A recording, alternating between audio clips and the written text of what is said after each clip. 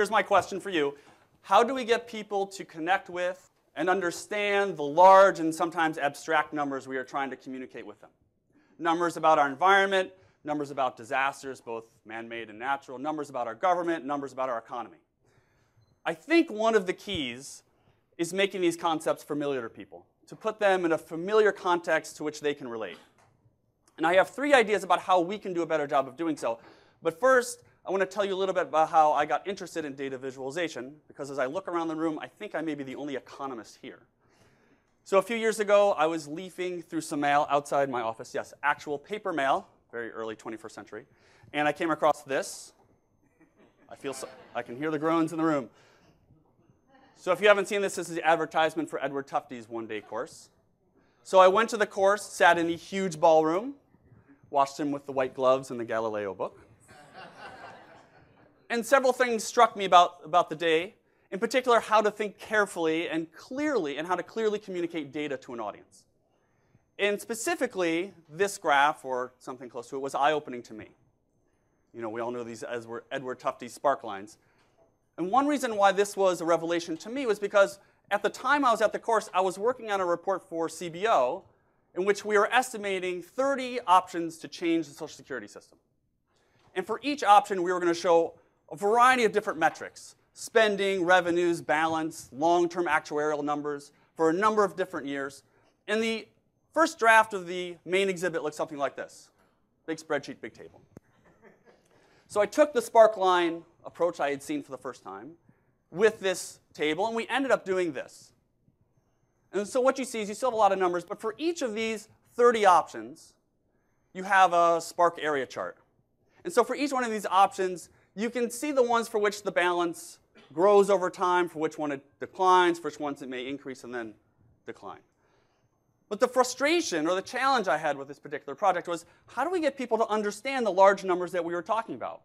How do we get them to relate to $786 billion in Social Security spending?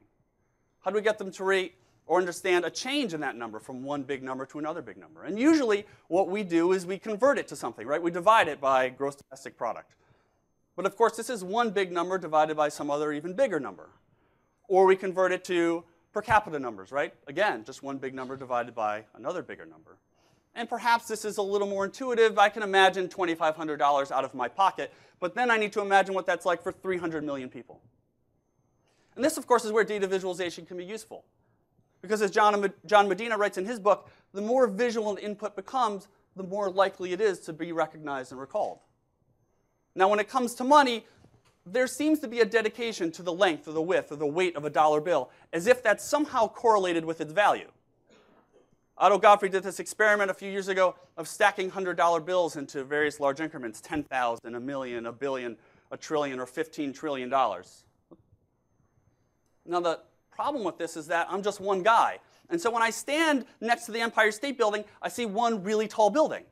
And when you stack $100 bills so that it's much taller than that, I see some really, really tall stack of money.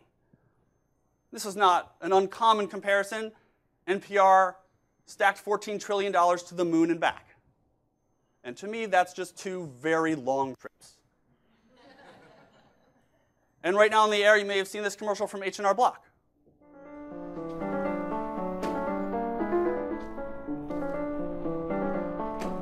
Last year, thinking they could do their own taxes, Americans left behind more than $1 billion.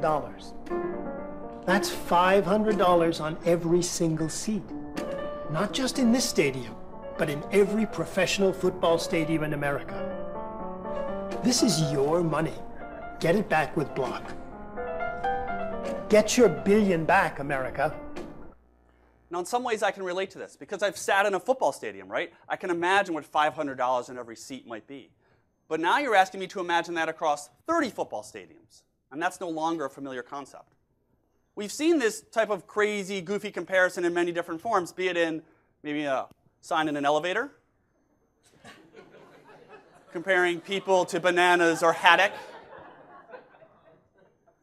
or in illustrations, comparing the size of a person to a plane to the Titanic to a cruise ship, or transposing the Olympic luge course into Times Square. And some of these comparisons work, right? Because I've stood in Times Square. I've stood next to a plane. I can relate to the size of those. But some of these comparisons really don't work.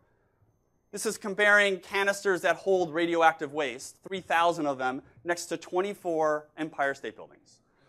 What am I supposed to do with 24 stacked Empire State Buildings? What am I supposed to do with a huge cube of CO2 emissions next to some road? As if that's anything I could be familiar with. The problem, as Joshua Ford talks about in his book, is that we don't remember isolated facts. We remember things in context. So let me give you an example of what I mean. So Adrian de Groot was a psychologist and expert chess player. And in the 1940s and 50s and 60s, he ran a series of experiments, which have been replicated ever since. And what he did is he took amateur, expert, and master chess players, and he showed them pictures of chessboards. And they were allowed to look at the pictures for 5 seconds, and then they had to replicate that layout on an actual chessboard in front of them. And in some cases, he showed them non-random layouts, so the pieces were actually drawn from an actual chess game. And in other cases, the pieces were laid out in a random order. Now, in the non-random cases, the master chess players were much quicker and much more accurate than either the amateurs or the experts. But in the random layouts, the masters were, at best or oftentimes worse than the experts or the amateurs. Because the masters had seen thousands and thousands of chess games. It was completely familiar to them. And our challenge, I think, is to figure out how to put our numbers into a context in which our audience can relate. And I have 3 ideas of how we can put these numbers in context to make them familiar. The first is to mix modalities.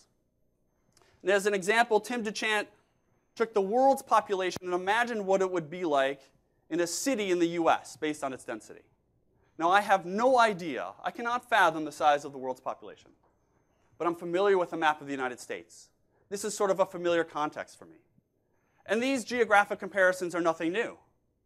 The Boston School District in 1905 compared Massachusetts to Great Britain to show locations of art schools. And this can be done with text as well. A few months ago, the Washington Post did a story about the Fukushima nuclear disaster and the radioactive water that was spilling out. And in the text they said, the site now stores 90 million gallons of radioactive water. As if that's a number I can understand. But notice how they finished this sentence. More than enough to fill Yankee Stadium.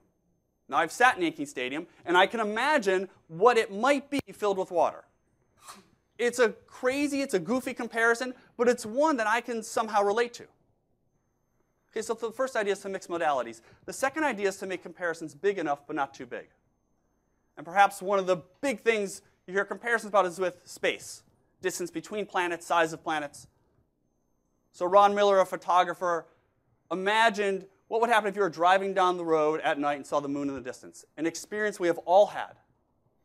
And he said, well, what if it wasn't the moon? What if it was a planet? What if it was Venus, or what if it was Saturn or Jupiter?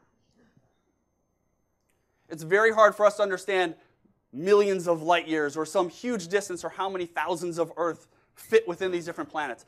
But this is a familiar context for us because we've all had this experience of driving down the road and seeing the moon on the horizon. Everybody's probably seen this picture. When Apple released the MacBook Air and Steve Jobs pulled it out of that interoffice envelope. We have all played with that little string on that envelope. We all know the length and the width and what those envelopes feel like, so we can imagine what it means to pull that computer out of that envelope. So mixed modalities, comparisons that are big enough but not too big. And the third idea is to have a soul. Because to connect with people, we need to make them feel. Now, psychologists define the identifiable victim effect as a tendency of individuals to offer greater aid when a specific identifiable person is observed. And in one experiment, researchers asked participants to answer a survey, which had nothing to do with the experiment. And for finishing the survey, they were each given $5. And with the $5, one group was given a card that had information about a refugee camp in Africa. And it gave them statistical information, how many people were there, how many people were sick, how many people were starving. And that group, on average, donated $1.67. Another group was given a similar card, but instead of statistics, was shown a picture of an individual and told that individual's story and her experience and her family's experience. And that group, on average, gave $2.13. I think this is at least part of the reason why journalists pair stories of larger issues with stories of individual experiences, because that's how we connect. And as Jonah Lehrer writes in his book, the problem with statistics is they don't activate our moral emotions. So my question is, how do we activate the moral emotions of our audience when we're talking about Social Security spending? Do we convert it to percentage of GDP, or convert it to per capita numbers? Or do we pair it with visual representations like bars or lines or squares?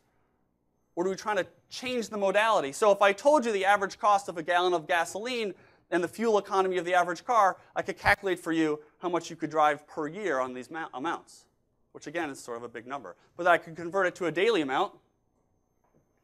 Now that's something I can sort of think about, something I can sort of understand. And I can pair that with a visual. So here we are in Annapolis. And 40 years ago, I could drive down the road to the intersection of Interstate 595, assuming it was there. And today, I could drive to Tyson's Corner, which is on the other side of DC. And of course, one of the challenges here is I live in this area, so this is a meaningful map to me. But if you're from Seattle or Montreal or Portugal or Miami, these comparisons may not mean that much to you. But I think we need to move beyond this comparison of something big to something small, or something big to something bigger. Because the numbers I'm talking about, the numbers about our environment, the numbers about disasters, the numbers about what our government spends and what they take in taxes, numbers about our economy, these numbers are important for our world, they're important for our country, they're important for the towns in which we live, and they're important for our families. Because in the end, communicating requires connecting. But maybe it's just about making people more familiar with our numbers. And the combination of data visualization and storytelling to expose people to these numbers in new and different ways may be the way that we can make people more familiar with them. But I'm optimistic that in 1 or 2 or 5 years, someone will stand up here at Tapestry and they'll say they figured out a good strategy to get our audience to understand and connect with these large and sometimes abstract numbers that we are trying to communicate. And I am looking forward to that day. Thank you.